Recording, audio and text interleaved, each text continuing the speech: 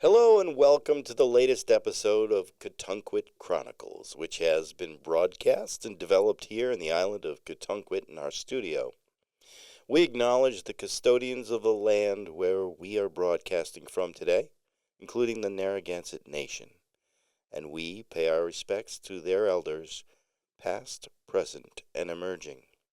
I'm your host, James Allen, and I'm joined here most weeks, and this week by the extraordinary adventurer, extreme sport enthusiast, and all-around great gal, Ashlyn Komoric.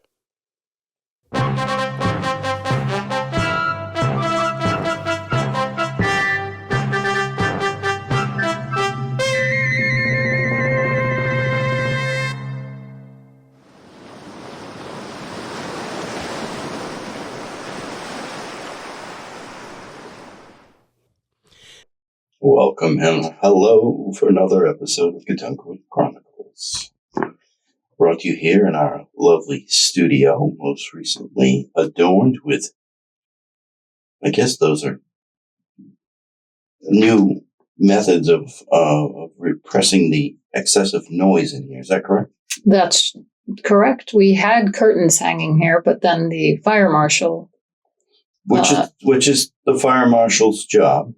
Yes, and unfortunately, even though those curtains were fireproof, they didn't have labels on them, and we couldn't find the documentation. So we had to take them down. So now we have acoustic panels on the wall. Oh, yes. I think they're working. I really appreciate them. I like them better than the curtains, actually. I do too. And it's not so insular in here. Yeah. And I think it's cooler.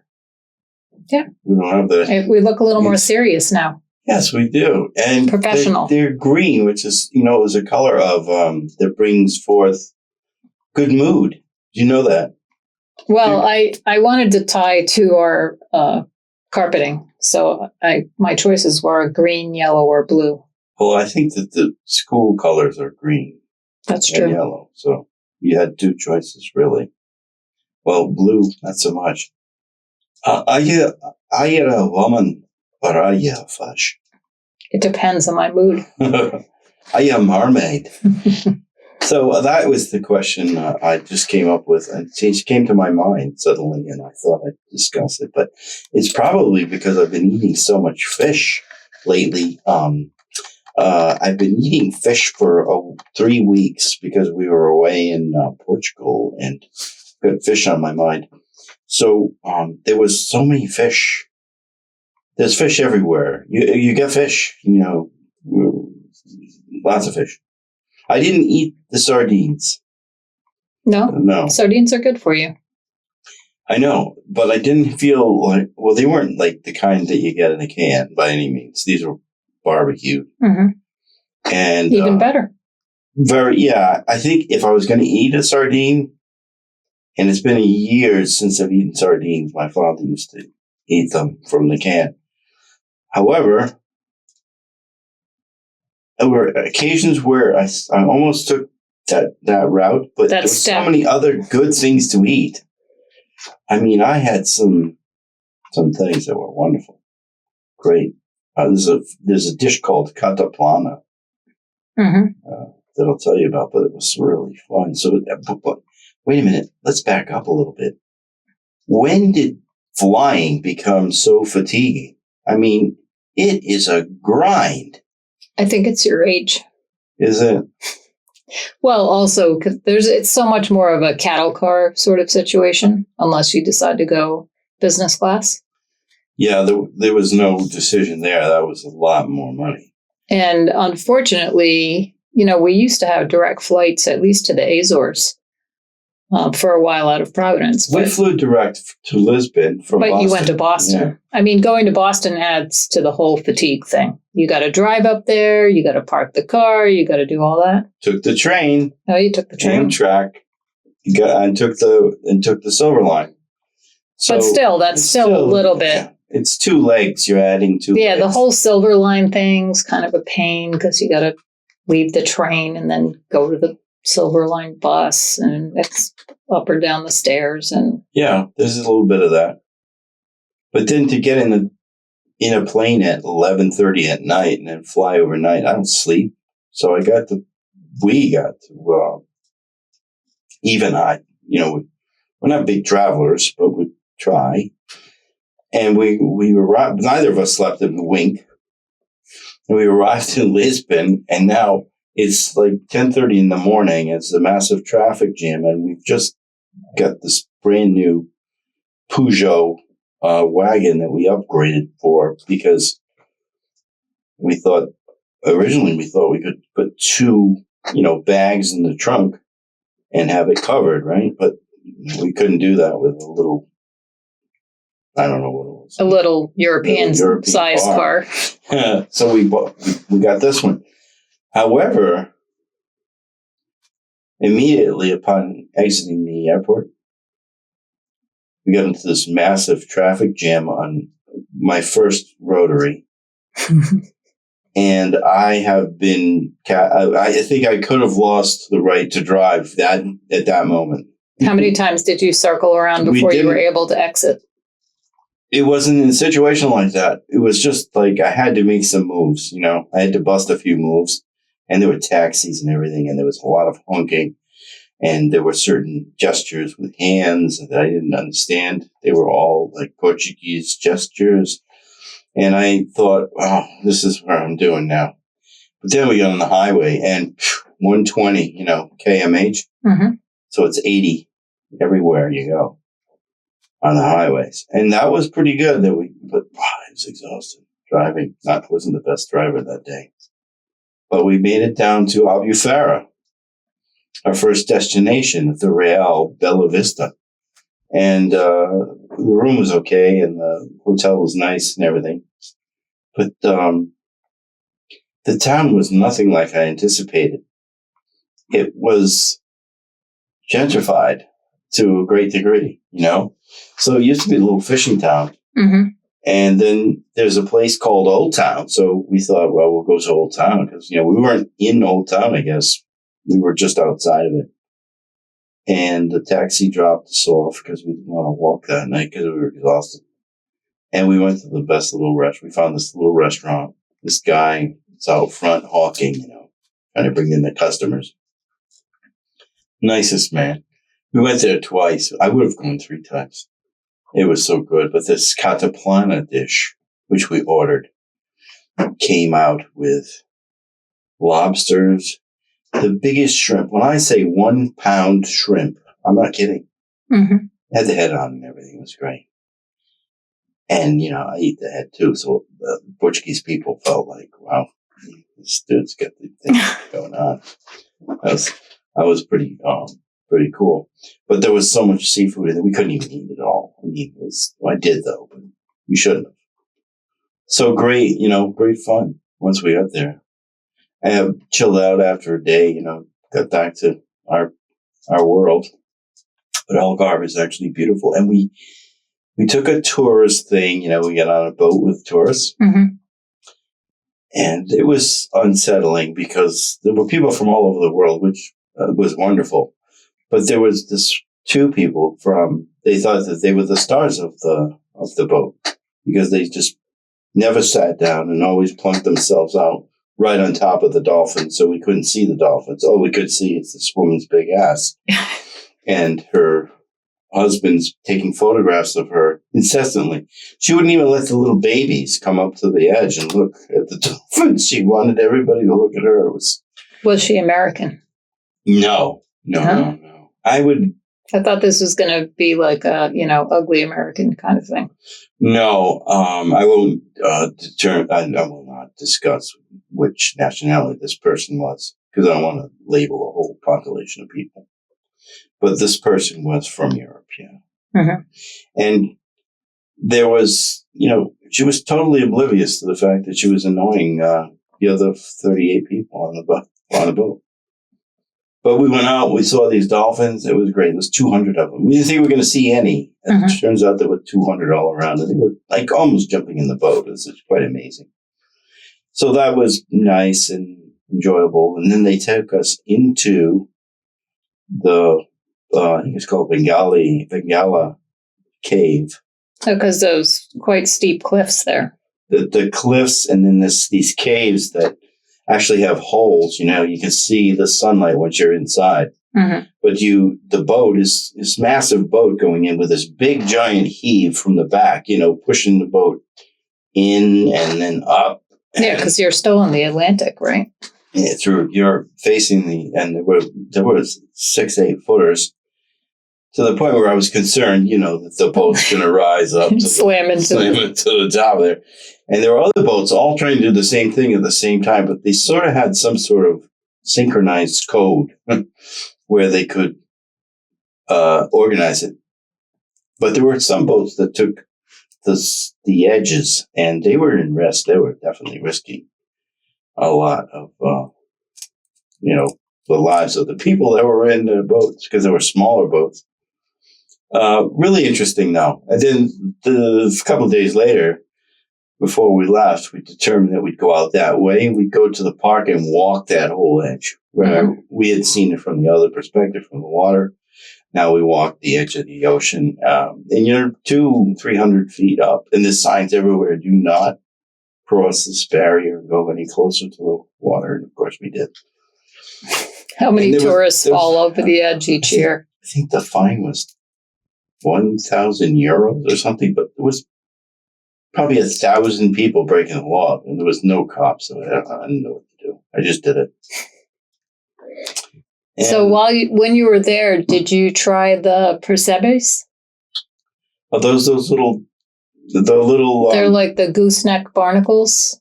Oh, you know, I didn't. I thought this guy was selling them in the middle of this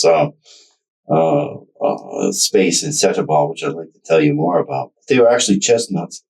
But I never had the barnacles, but that was one thing I really wanted to try. Yeah. And I don't know if this is, at least the story I've been told is that they lower somebody on a rope down the side of the cliff. Mm-hmm. And when the waves go out, he's got to harvest a whole bunch, and then they pull him up before the wave comes and slams him against the rocks. Boy, that's risky behavior. I think that's a job that, just for barnacles, let's face it. But I think that they're supposed to be acceptable. I have had them. They are tasty. Oh, good. Are they like a conch? No, they're more tender than that. Well, I mean, I've never had properly prepared conch. Oh, well, we can take care of that. I know how to do that. Okay, so on that topic, the small fishing towns were just the best. You know, we went to a place called Tavera, and antiquated fishing town. Just, it was beautiful. It was really beautiful, and traveling around the country without an understanding of actually quite where we're going the roads are very narrow, and the roads on the back roads, the speed limit's 90 km/h. So that's 62, 63, and you're in the mountains. So driving was a challenge for me, and white knuckled everywhere we went, but we managed. Well, one time we drove through a rainstorm, and it's 120 km/h, but nobody slows down. In fact, they're pushing you from behind, right, to go faster. And I just never felt comfortable in this. And I'm talking about a massive rainstorm. So it was interesting. So then after we did the Algarve, we visited several places in the Algarve, and we had our fill of fish. We headed north, and we had a day where we needed to stay somewhere in advance of Lisbon and also in advance of Sintra.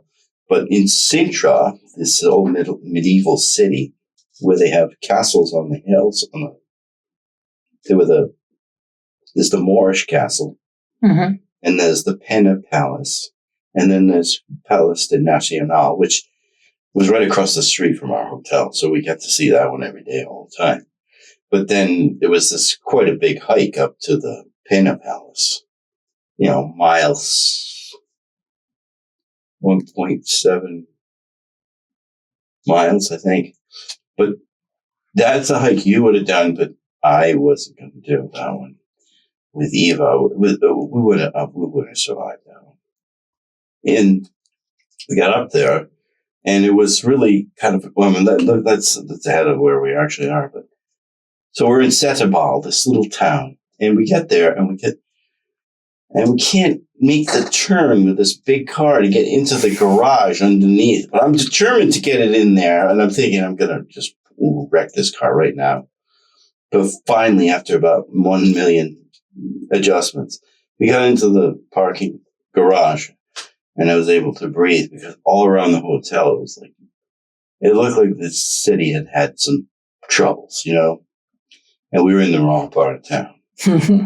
But they insisted that we could walk to the center of town, no problem. And as we were walking, I'm looking, there's a needle here, there's this guy here, and this doesn't look good. We crossed the street to be on the better side. And then some guys were sort of, on the side of the road kind of making comments about Eva. So I said, well, no, let's go to the other side. So we went to the other side of the road. We looked like, we were changing lanes. Well, finally we got down to this beautiful center, like this open piazza, and there's little restaurants with people having a beer here and there. And there was a gentleman out in the middle of the whole thing cooking something, and I was very curious, of course. And I thought it were these barnacles you're talking about, but they were chestnuts. So I sat down, had a beer, and Eva had a beer as well. And we're just sitting there, and this nice couple shows up. And they had a little baby, beautiful little baby. And they were having, I think, soft drinks. And we were having our beer.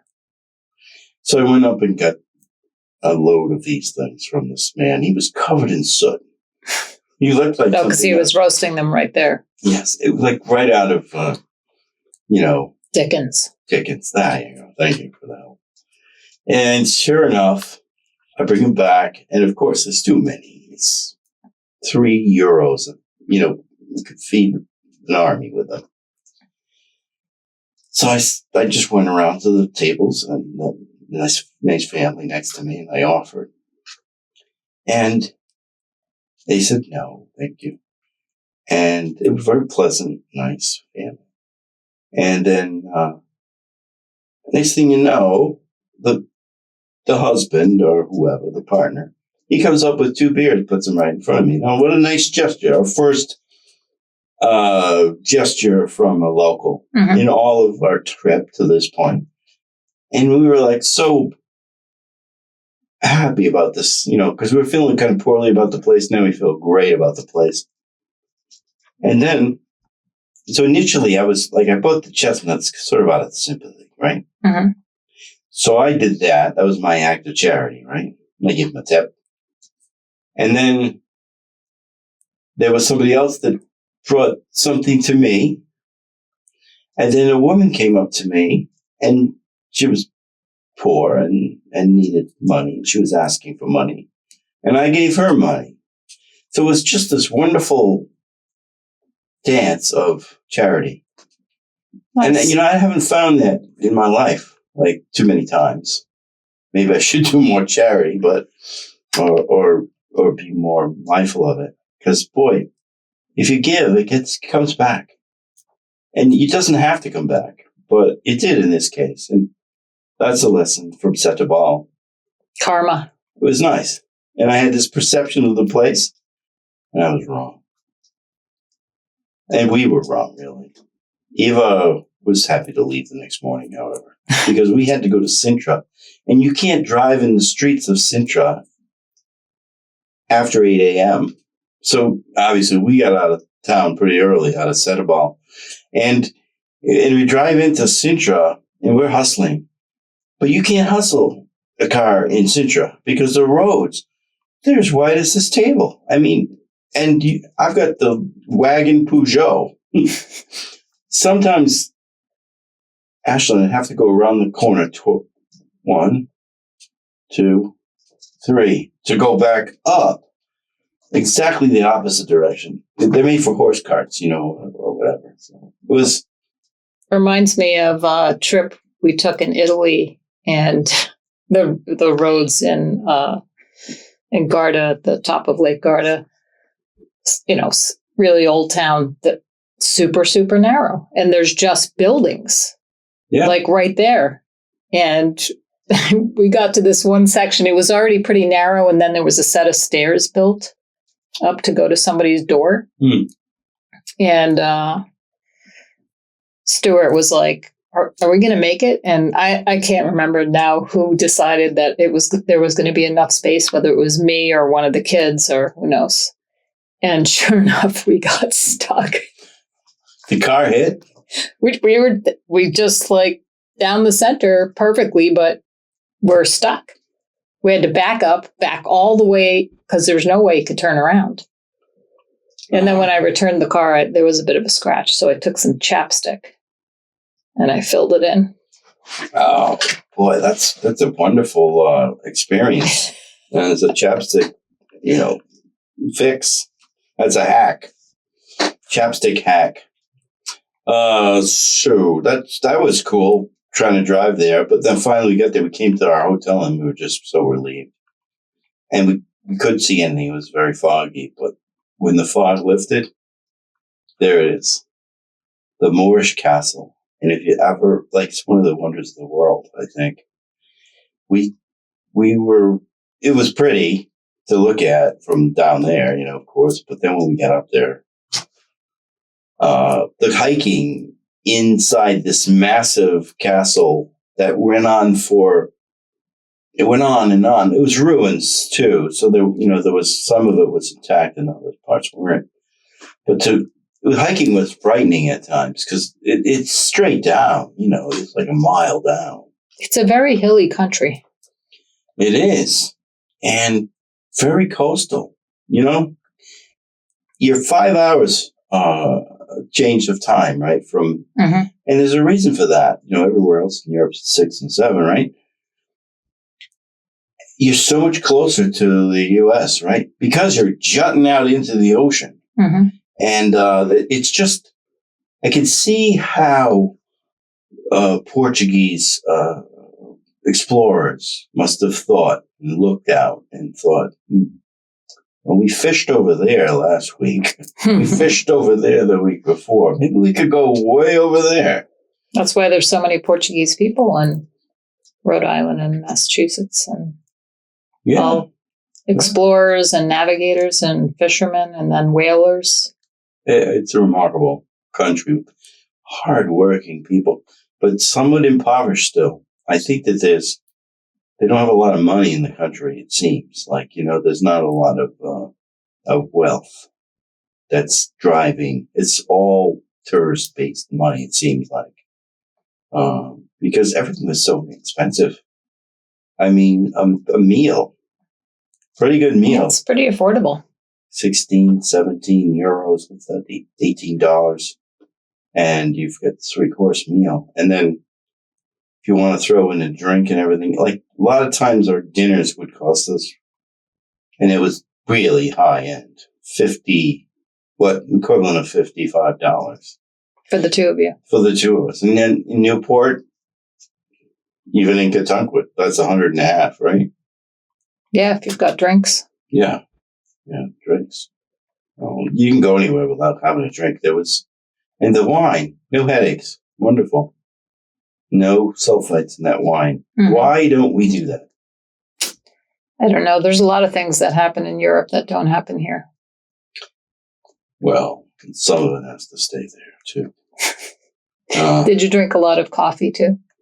Yes. And I always went for Cafe Americano, which was probably a mistake. But everything else was so damn small. No, it's like an espresso. Yeah, it was espresso. I don't even drink coffee, but whenever I'm in Southern Europe, I drink coffee. Oh, because it's what everybody does. It is a pastime for sure, a national pastime. I think one of the most powerful moments, it's similar to the Setebal situation, when we were in Perniche, this little town. We were always looking for a town in between someplace and another place. And after we traveled from Sintra north, we said we'd stop in Perniche. And Perniche is this little fishing town, once again, another fishing town. But it was Sunday. And Sunday, of course, the church thing. And then you see all the people coming out of the church. Where do they go? To the restaurants. And it's the local people going to the restaurants. So we figured out we're going to go to those restaurants because you can see them walking in. And we went in too. And I'll say, it was the original kind of style food, And I ordered calamari. And no word to lie, 2 calamari this big. They just took calamari right out of the sea, put it on the barbecue, flipped it Grilled over. the whole thing. They didn't clean it or anything. So you got the ink, you got the bone in the middle, the eye and the hook in the mouth and all that stuff. The beak, I think it's called. So it was different, but I'll tell you, it was delicious. That meal comes to mind right now. But to see people enjoying one another, can see a simpler style of life. They don't seem encumbered by too much complexity of life. These are fishermen and their families having dinner and celebrating each other. It was nice. It was another nice moment. So how was Lisbon after all of that small town stuff? Well, I had one town in between there called Nazare. Oh, where the waves are. The big 100-foot wave that was surfed by that gentleman, where the people that were trying to save him were nearly killed. Yeah, we went there and checked it out. It's a beautiful beach. But we saw it from above, and there were like 14 or 15-foot waves that day, 13-footers, and these guys were surfing it like easy, right? And it's fun to watch the surfers, but really pretty place. But we went to something called Thalassotherapy on the beach, and it was part of the deal, with this hotel. And they had a beach building right on the beach, and they sucked the water out of the ocean. And there was a pool in there, hot as hell in there. And all these very silent people. You couldn't say anything. There wasn't a rule or anything, but nobody said anything. And they were very serious people in here. And there was water shooting out of these things, and waterfalls coming over your head, and water coming up from underneath you. And then the best thing was the water on your feet, I mistreated my feet as a soccer coach for 20 years, 40 years, and consequently, damaged. But this was beautiful. So the Thalassotherapy, mentioned it, loved it. And then, we got out of Nazare, because, once you see the waves and everything, it's like, all right, I got to get out of here. It was a nice beach, but you can't go in the water. Hey, the best thing that happened there in Nazare was we did our laundry. We figured out how to do our laundry. For a long time, we had a hard time figuring out what to put in the diesel in the vehicle. That was another issue. We didn't know the language. And then, as Rick Steve says, when you go to Lisbon, drop the motherfucking car. He didn't say that. I'm sorry. He said, dump the car. Yeah, I've never driven in mainland Portugal. Yeah. I've only used public transportation or maybe a taxi. Well, you're smart, because the driving put a little bit of strain on me and the relationship. Because there was a lot of all of that stuff, and not knowing where you're going, not knowing how people drive, all that stuff. But, and needing your navigator to be able to navigate. And Eva, great navigator. There's a lot of rotaries. Mm-hmm. And the funniest thing is is it Siri that does the maps? And she says Siri can be your. Is it Siri? I don't know who it is. Yeah. But the funniest things which she'd say, take the second exit on the Rotary to Rua, de Plaza, de Souza, de Mello, yeah, Carvalho Avenue. And you're like, okay, how can that fit on a sign? And we always didn't look at signs. And we figured that out. But when we got to Lisbon, nice hotel, we put a few bucks up for this one. And it's right on the coast. And it was beautiful. And we go for this casual walk because we had dumped the car. Now we're feel free. And no marks on the car or anything. And there were clam fishermen clamming just north of where all these big cruise ships come in. Like right on the shore at low tide. And I thought, there's something wrong with this, because we'd never be able to do that in the U.S. But I didn't look it up, but they were getting nice. They were very small, tiny little clams, but they seemed to be happy that they were getting them. And then we came home a couple days later, and the dog greeted us. Oh, She probably thought you were never coming home again. Oh, so he was like all over the house, just bouncing around and thought I was gone forever. He must have thought I died. You do wonder what these poor dogs think when you leave them for a while. I know. I think his days are probably not as complicated and thoughtful. But then when I'm there, I think, that's the person I like. I don't know that he goes through like a depression or anything. Maybe we had somebody sitting with him, so they stayed over. How about some trumpets?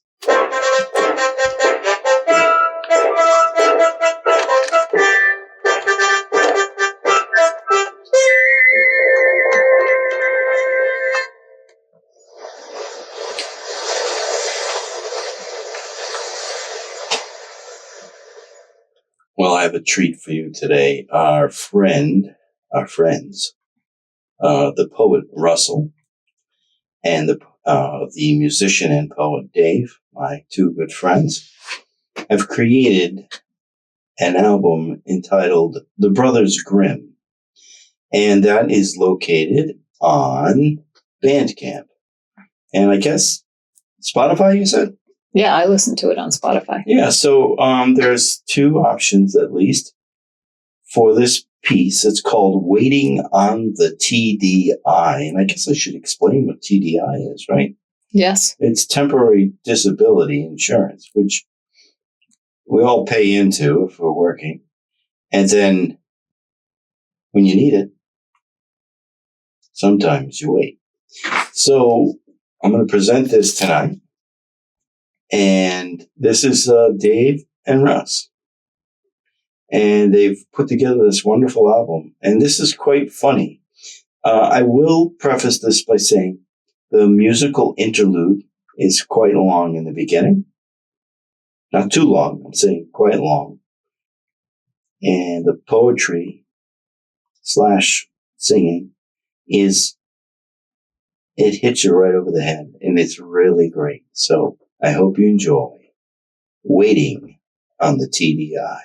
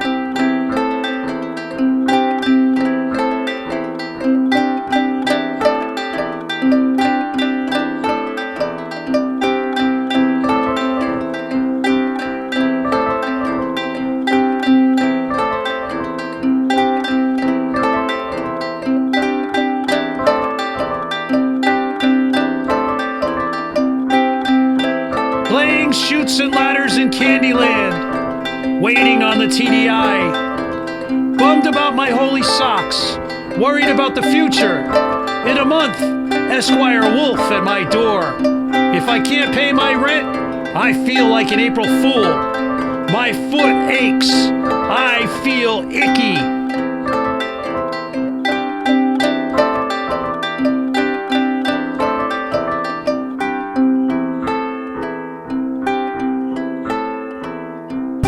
They threw Reggie Cleveland back out on the hill against a team with 106 losses.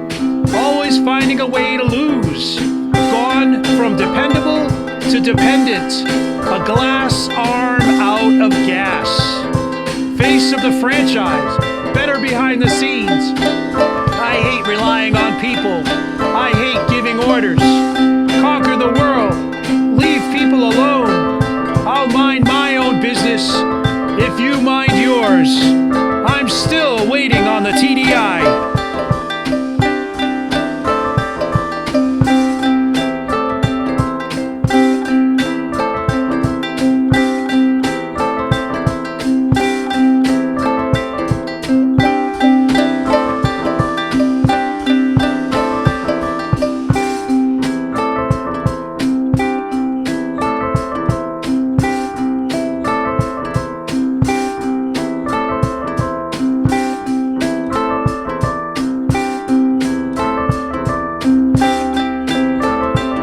When you occupy the lowest rung on the company ladder, there is no expectation. Gumballs over the counter. Band-Aid my ailments, oxycodone. A crappy, callous railroad lawyer inside my house now. Wolf Esquire, will there be a big settlement? Are you an ambulance chaser? Watcher of the skies meets Kid A. You decide. Pinocchio, Geppetto, Forrest Gump, or Jimmy Carter. Best to be productive at something rather than having to wait.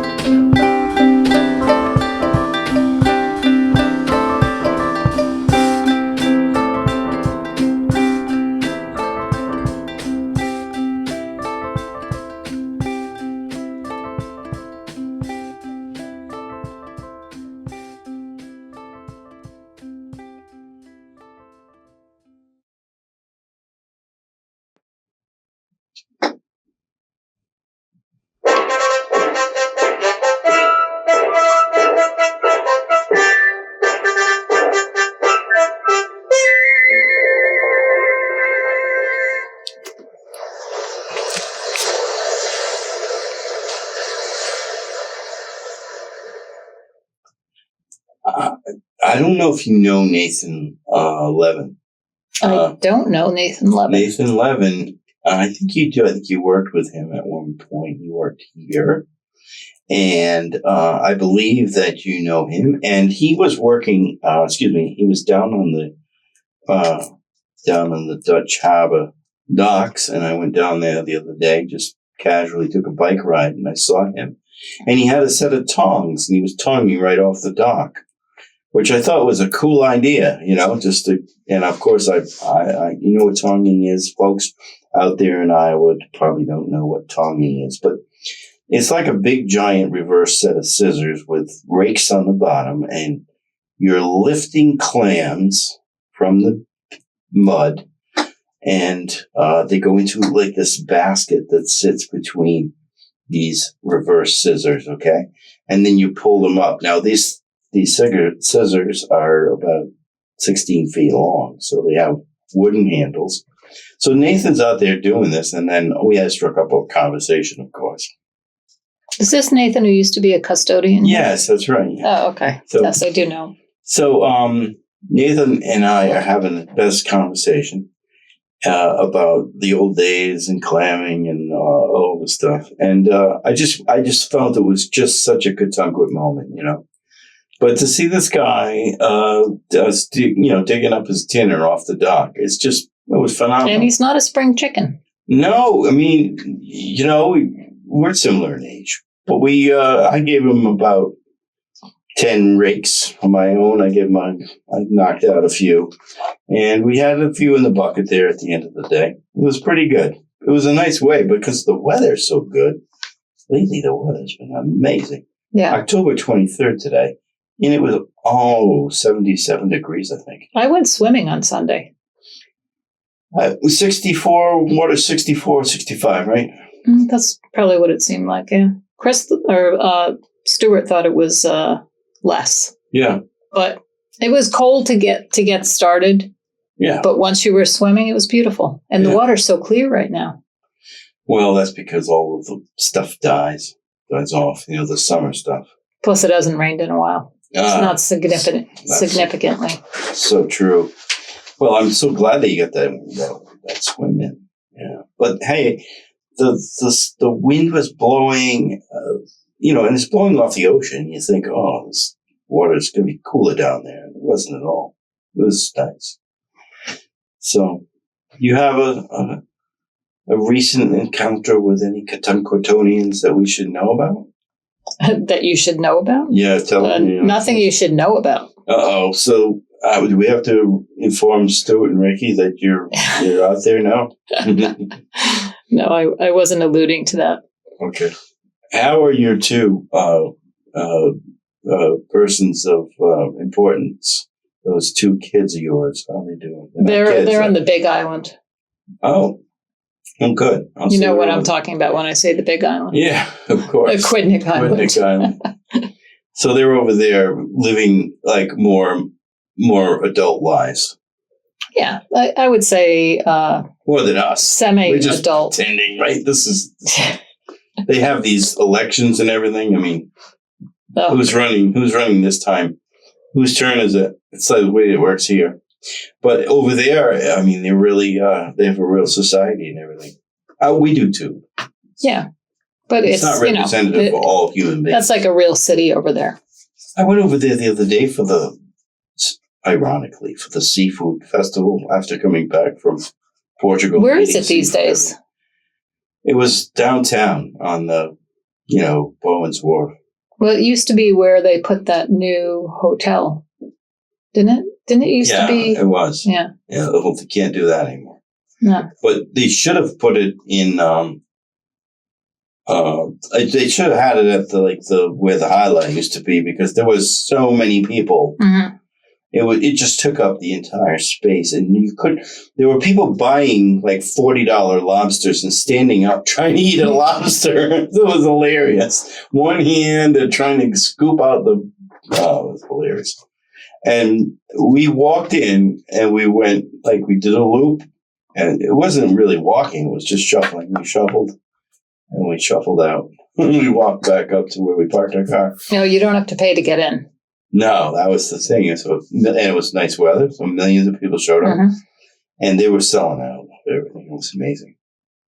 But the money that must have gone through that, and there were 3,000 people on that cruise ship that showed up, so they were all in there they don't eat anything. They just walk around because they can eat on the boat. And why have lobster when you can have Alaskan king crab 24/7? Isn't that what they eat on those boats? I don't know. Oh. I've never traveled on one of those boats.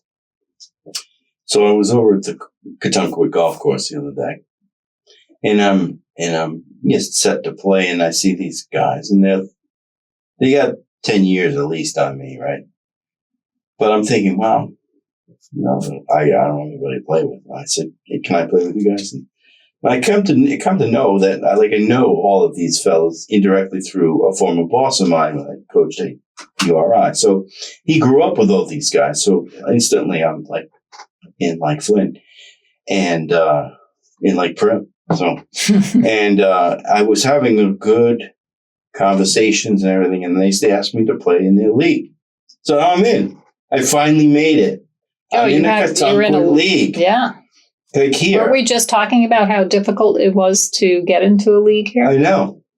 Now I'm in. And they play twice a week. What's better than that? Well, you're not going to have to leave the island. And I'm the young guy. And I guess I can hit the ball pretty far. Mm-hmm. So there's a lot of oohing and eyeing. They want me on their team. So it's good for your ego, golf, too. Yeah, it's good for my ego, right? It's team golf. It's like when I used to take the senior citizens bowling over to the bowling alley. I would bring them over, and then I would bowl, and then I could throw a ball. So I think I had a 240 one time, and they were like, that was enough to carry me for the rest of my life with that group. And then they were all asking me to get their lottery tickets for them. But, it was all subsidized by the Substance Abuse Prevention Task Force, this particular program. And because they were worried about the seniors abusing drugs? Well, yeah, there's an issue with that. Yeah. But these folks, they were pretty good into the gambling. They liked the tickets. But I would get one for each of them. So then we had the final year. My father and mother were just retired, so they would drive down and bowl too. They hadn't seen their son once a week to get to see their kid, right? I wasn't a kid, I was an adult. But so I'm there, and it comes to Christmas time, and we decide that we're all going to go over to Quinnipiac Island and have dinner at the Black Pearl, right? And I made a special deal. It was I think it was like $12 or something. And it was, everybody had to have $12. Well, when Cy, he decides that he's going to have Manhattans. And I don't mean one. He's going to have at least two. So, but each of those are like $10, right? Even back then. So, I don't know. My father kind of, he gave up the balance. And everybody had a hell of a time. So I'm in the golf league. How about that? Congratulations. Yeah.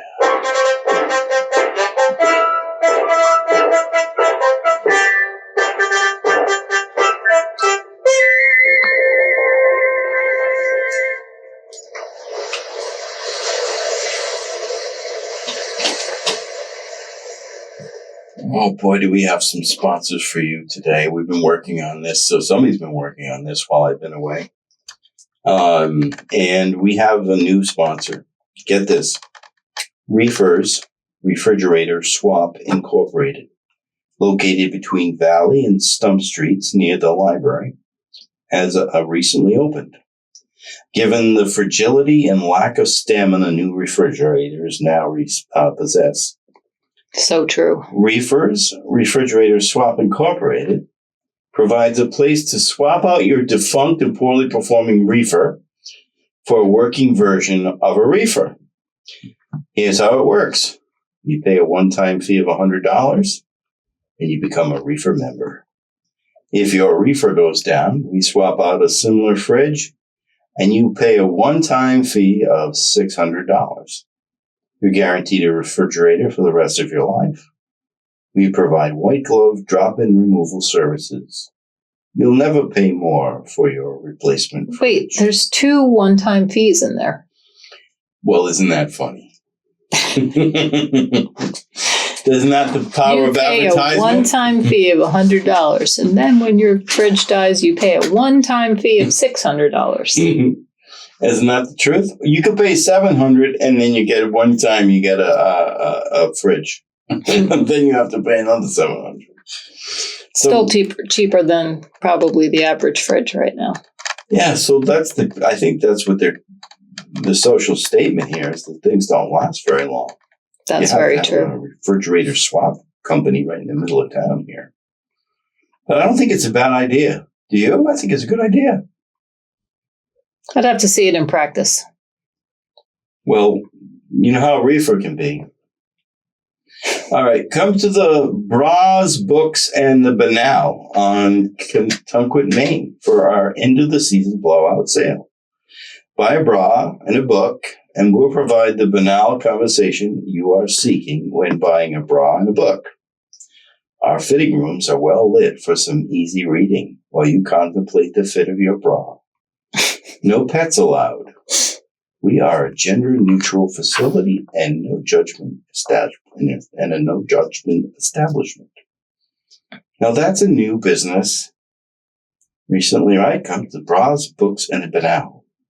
Love it. Don't you like all these bees? Yeah. Have you, since, they're no judgment, do you go and try on the bras there? You know, I would if I had a little bit more up top. It's not come to that yet. I have to continue to play golf to maintain my pectoral muscles.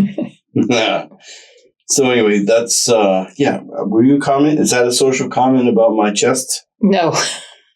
Well, I'm looking down now. I guess if I was swimming, you might consider me needing a bra. Well, anyway, too much information now.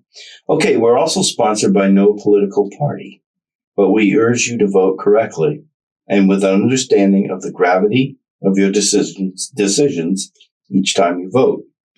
Only vote once. Be proud that you voted.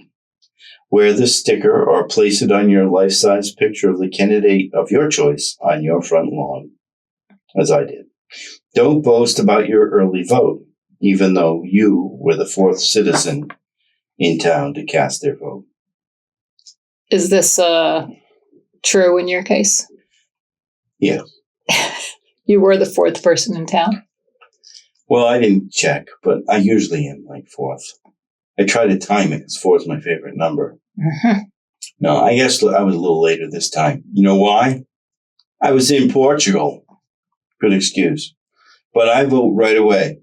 You do the early voting. I'm an early voter. Mm-hmm. I know you like to vote. We talked about this a little bit last time. You like to vote because you can vote right in the school. Right, so. That's what's going on. Mm-hmm. However, I don't have that.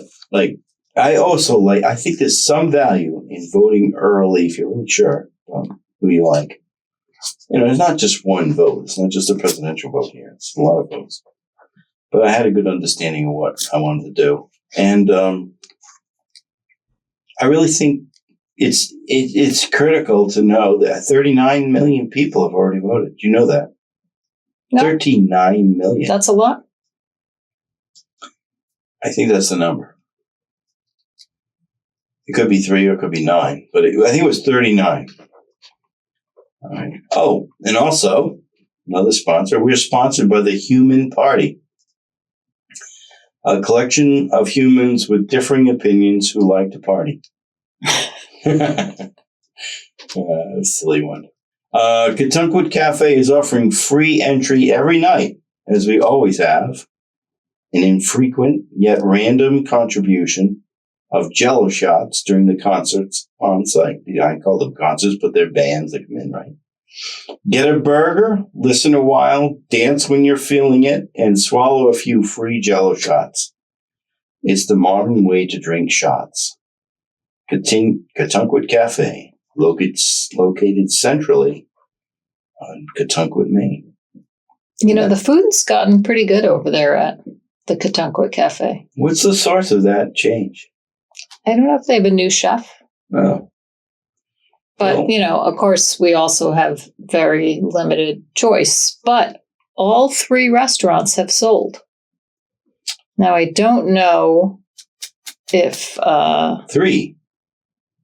that were for sale. Oh, okay. Well, 3 of them were for sale. I didn't realize there were 3 for sale. All on the same side of the street. Oh, wow. That's exciting. But I don't know that all of them will, even though they sold, doesn't necessarily mean whoever bought them is going to turn them into a restaurant. Good point. And, so, you know, I think for people that live here in town, it's nice to have a place to go and think of as a local establishment that you feel comfortable in. Yeah, your own little, your favorite place, your Cheers. Right. We're also sponsored by Cassandra's Curative Counseling. It offers couples therapy for those experiencing incessant scrutiny while engaged in their marriage.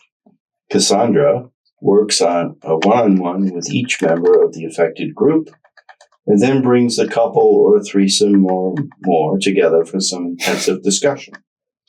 Cassandra, no snickering, this serious stuff. Cassandra even brings lovers and casual sex partners into the room to settle the score. Cassandra's sessions are filmed and available for viewing on alternative TV station WSXY, W Sexy, Channel 14A. Be specific with the A. Air your dirty laundry with Cassandra's Curative Counseling, located conveniently in Cassandra's Studios, 1 Linton Avenue off of Cotunkwood, Maine. And that's all we have for commercials tonight. Have you ever experienced the Cassandra Curative Counseling? No, I was just going to ask if you and Eva had been there. We have not. We have not gone in for the curative counseling. I would definitely object to the idea of being filmed. I think I'll air my dirty laundry, but I'm not going to do it. Yeah. And probably I'm going to keep it to 1 spouse. Yeah, that's enough. All right. How about some trumpets?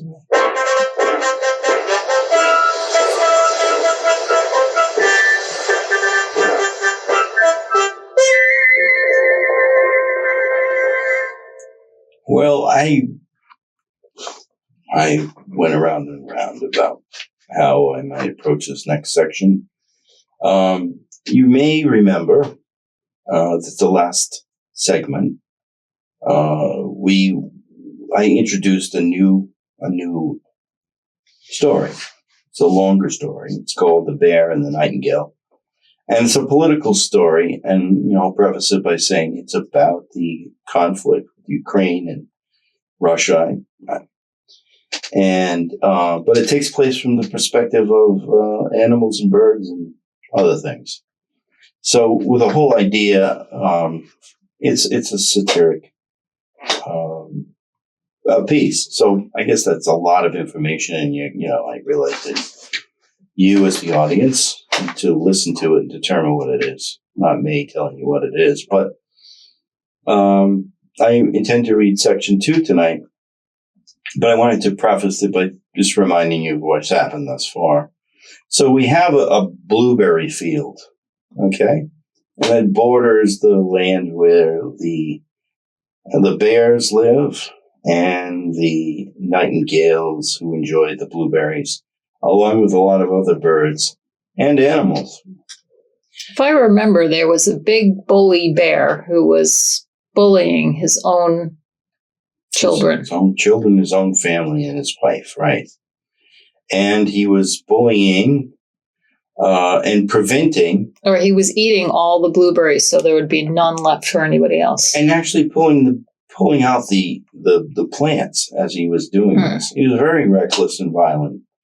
But there was a nightingale that was pestering him, right? That's right. The nightingale was not intentionally pestering. He was trying to get his attention to say something to this bear that, shouldn't be doing this, right? That this was not an appropriate way to behave, that there should be more sharing. And this bear, who was very much, as you suggested, nasty bear that didn't care about anybody else. And his 2 cubs were learning their behavior. One cub, Ivan, and the other cub is Isha, were afraid of their father. And and Ivan had been actually cast out of the den by the father, and he had fallen down into a ravine when he was just after he was born. So this known as Big Bear, he's a big bear, had done this to his own child. So, child cub. So that tells you a little bit about the idea behind this interaction. And then we get to the part where I'd like to start again. So the last thing we hear from, let's read the last bit here. Isha and Ivan are talking to one another quietly. Will he ever stop? Isha asked, as she thumped Ivan to the ground with her paw when he tried to stand. Big Bear will never stop, until he owns it all, Ivan said. Not Big Bear, Ivan. The bird. I'm afraid for him, Isha responded. Now, the bird that Isha is referring to is the nightingale. You'll find out more about the nightingale soon. Okay, section 2. The band of birds, now starlings and patches of beautiful bluebirds, blue jays and chickadees, all stood in rows behind the grandest of birds, the nightingales, that pressed the line forward slightly to make room for other groups of birds.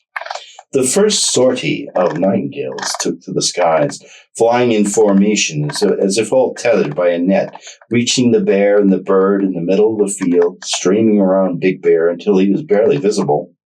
The gray day turned black as the nightingales circled the frustrated bear, suddenly not at all concerned about the smells of his offspring in the wooded edge. The starlings flew next. They avoided Big Bear, their mission to fly the line, to protect a portion of the vast field. Moving along the line as birds seemed to call to them chirps of encouragement as they passed. The chickadees flew too, moving forward first to take up the space on the line and then taking off to guide the other mother bear over to her side, but not pestering her with massive attacks, just subtle guidance. The mother bear didn't care. She was too amused that Big Bear was being attacked from all sides. She laughed aloud, and the two cubs hiding in the bushes both saw their mother laugh for the first time in their short lives. And then something truly remarkable happened. Big Bear, while slashing at the air around him and noticeably annoyed without any defense, as the air filled with flying bands of birds, ran from the open field to the stream below as fast as he could. And when he came to the stream, he didn't stop moving. He moved to the channel where he swam in circles, all while Gray Green, the nightingale, clutched at his shoulder blades for the ride. The mother bear continued laughing and walked to the tree line to fetch her cubs, walking silently through the fir trees and aspens to watch the antics taking place in the stream as her unruly mate washed frantically. She was certain it was time to abandon any hope of them remaining together, and she and her cubs ran from the area to hide for a while. Big Bear continued to swim in circles. Gray Green lifted off from his shoulders and perched himself on a tree overhanging the pool where the agitated bear swam. Big Bear dipped his head beneath the water and returned to the shore to shake off. You mustn't return to the field if you intend to destroy our field of blueberries and bushes, Gray Green said.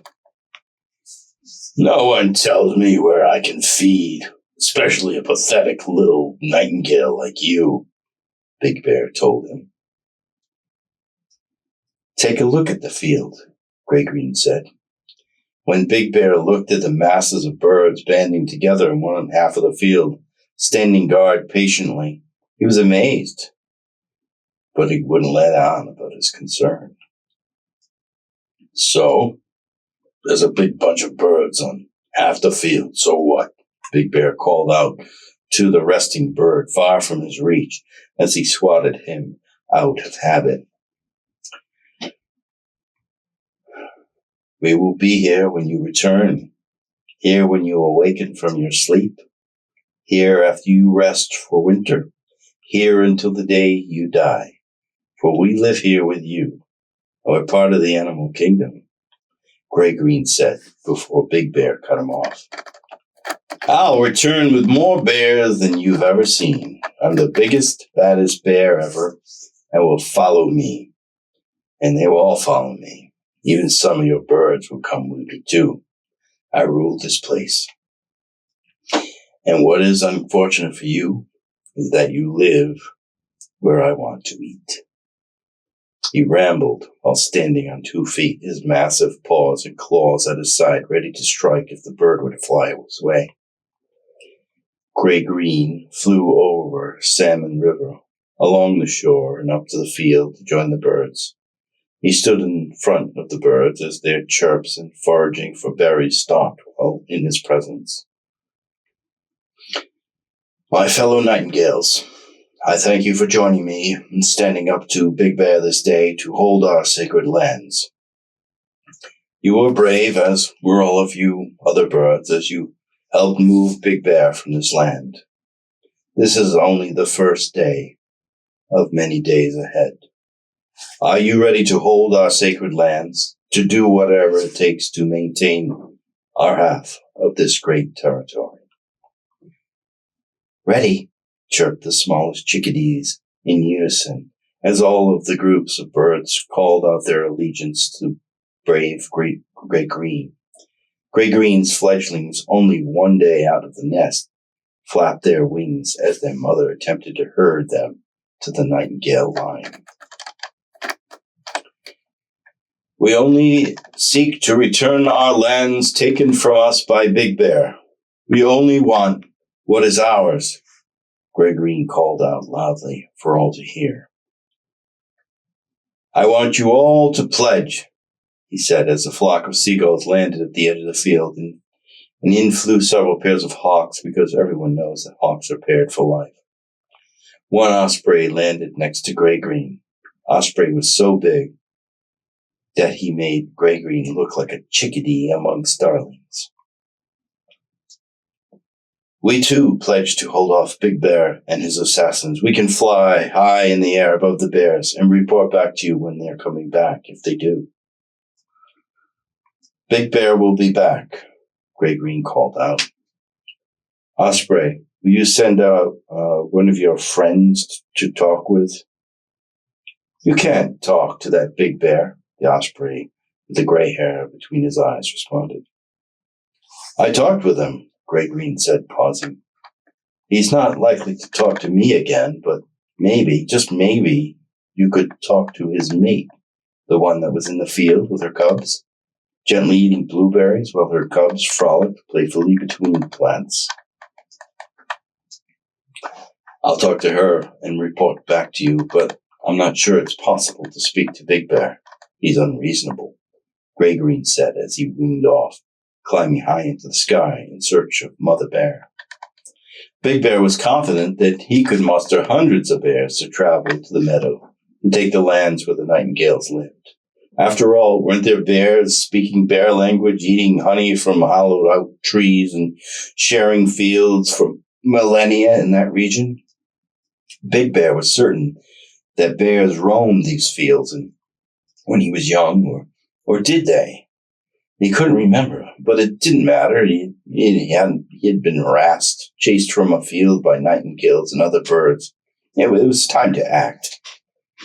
Big Bear reached a section of the stream where it came a fast-moving river, and on the other side of a mountain that he knew that bears, hundreds of bears, liked to sit at the base of the waterfall as the salmon attempt to hurl themselves from the rushing waters to get upstream. Lazy bears would sit at the bottom and pick off huge salmon in swirling chaos of white water. Big Bear climbed the mountain, circling around the other side to the water's edge. At the base of the falls were more bears than he could ever imagine were fishing lazily. As some were stripping long pieces of flesh from the salmon, others were lying about on the littered beach in the hot sun. Big Bear bellowed above the sound of the rushing water.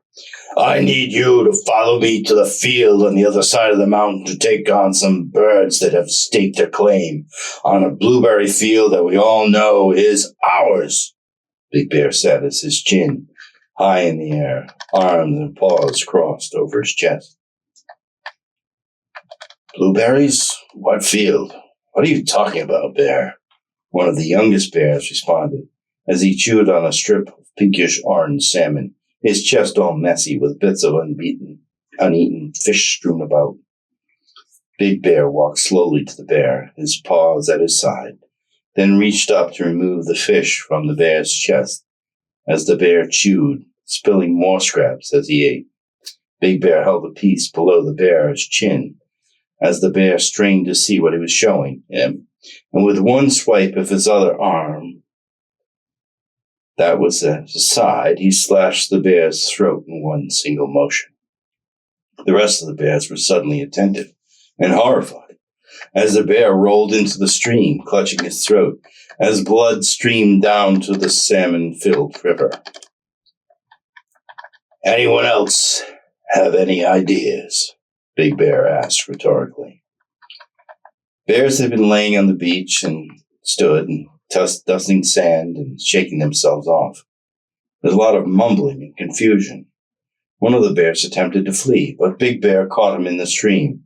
With arms wrapped around the bear that was half his size, he held his head below the water for a long time, released the thrashing bear, then dunking him again until the bear lay motionless in the stream. One of the larger bears stood on a rock above the others. Big Bear moved threateningly toward the bear on the rock. Hold up. Hear me out, the large bear said as Big Bear growled. If we all follow to the meadow and move these birds from that land, can we return to eat salmon and finish our summer happily here? I mean, you've already killed 2 bears. That's very extreme, don't you think? Asked the bear on the rock. Extreme. You've not seen my extreme yet, Big Bear said with frustration. A bear yelled from behind a rock, not to be seen. That big bear killed Romanoff and his family in cold blood. Some of the younger bears cocked their heads quizzically. One blurted out, "What's a Romanoff?" The older bears laughed. Only the Tsar of all bears, sitting up there high in his den, eating fish, eggs, and people food, and not from a garbage can either, Big Bear said, as he shook off the sting of cold water from his pelt. It was different back then, one of the older bears said, aloud for all to hear. Before Big Bear did what he did, a bear was forced to provide Romanoff with half of whatever fish he caught, or to bring him a package of blueberries wrapped in grape leaves, and to keep him warm at night in his giant den. We were starving through raging winters, all because he was the Tsar of bears, brown bears, black bears, grizzly bears. Now we share our rivers, catch our fish, and share with each other, the older bear said, as laughter erupted among the bears. When was the last time that worked out for me? Said a small bear, standing at the crest of the hill, readying himself to flee as he spoke. His shoulders and snout were bloodied as he'd been fighting for a fish in the stream with other bears. Well, you've never understood. It's not about you. It's about all of us, the older bear finished. And that's section 2, The Bear and the Nightingale. So you're getting a feel for it? Yeah, and the historical references. Yeah, it's the Romanovs. So little did anyone know that the Romanovs were killed by a giant grizzly bear. And that the Romanovs were bears themselves. It's a little bit mashed up here, history and timing and all that, but Artistic license. yes, artistic license. That's well said. So there you have the Bear and the Nightingale. Episode 2. Episode 2, rock and roll. I hope you enjoyed it. Did you like it? Oh, yeah. I thought you were talking about the Greater Cotunckwit Chronicles audience. Oh, yeah, the Greater Cotunckwit audience. Could you tell us that you liked it, if you did like it or didn't like it, or if you like the idea of these stories that have multiple sections? Give us a contact through cotunkwitchronicles@gmail.com. That's CATUNQUIT. Chronicles, that's CHRONICLES @gmail.com. We'd love to hear from you. And we have heard from folks. We keep hearing from one person regularly, which is really exciting because the observations are fantastic. It happens to be from this fellow by the name of Dave. And his observations have been outstanding. I've shared some of them with you.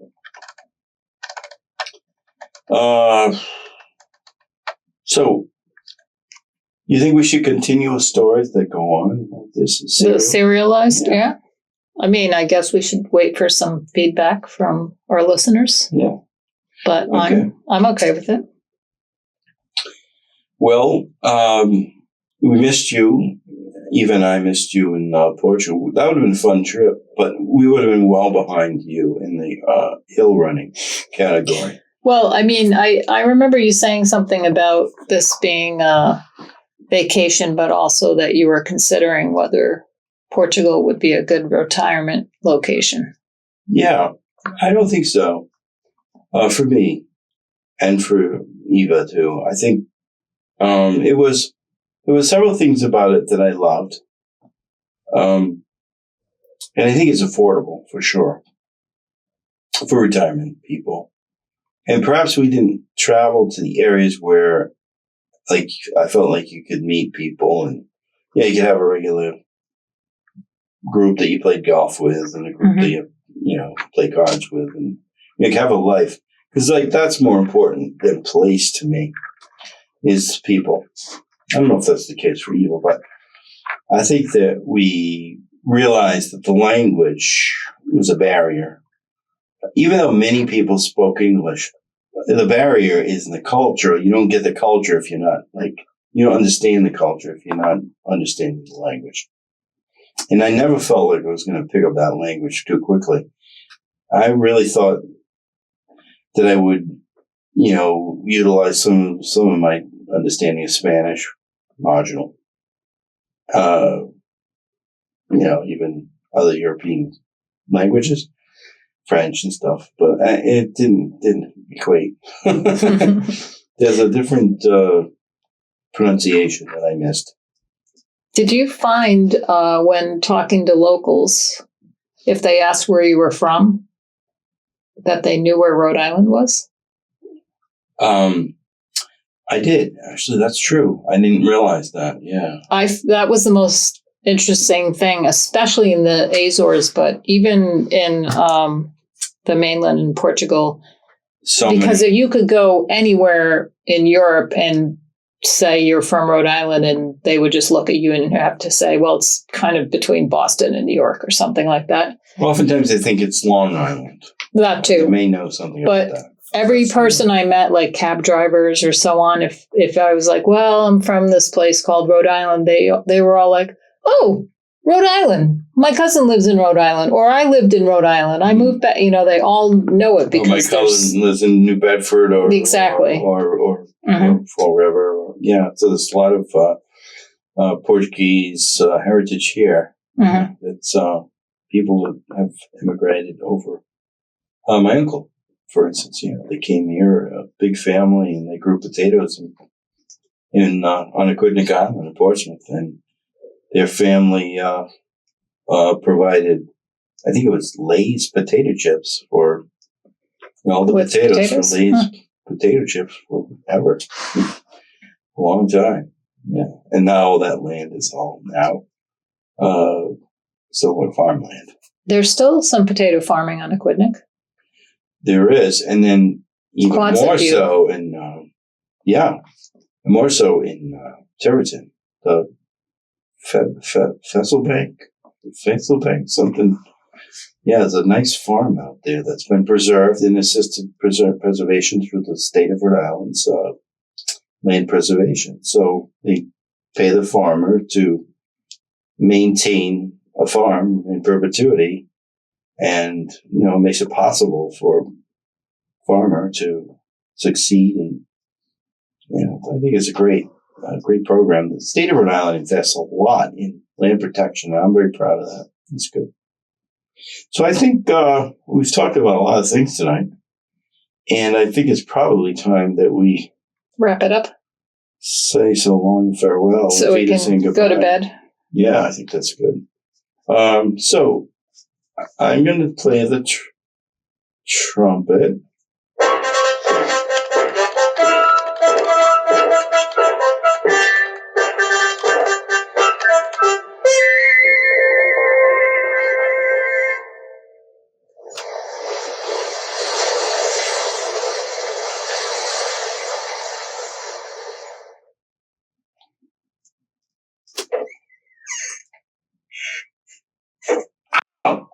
that was my finger.